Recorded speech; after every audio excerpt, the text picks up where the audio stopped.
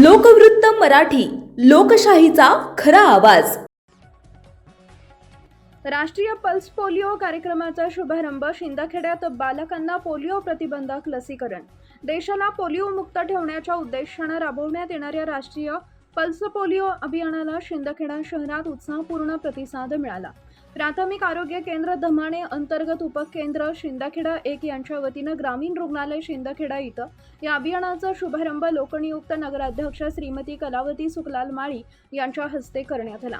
यावेळी नगराध्यक्षा यांनी पालकांना आवाहन करत 5 वर्षाखालील प्रत्येक बालकाला पोलिओचे 2 थेंब पाजून या राष्ट्रीय मोहिमेत सहभागी होण्याचे आवाहन केले।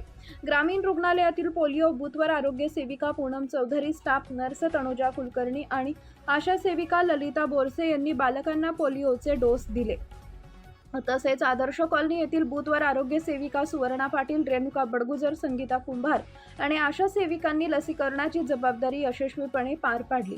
राष्ट्रीय पल्स पोलिओ अभियानाअंतर्गत शिंदखेडा शहरातील विविध बूथवर 5 वर्षाखालील बालकांना पोलिओचे 2 थेंब पाजून पोलिओ मुक्त भारताच्या संकल्पनेला बळकटी देण्यात आली।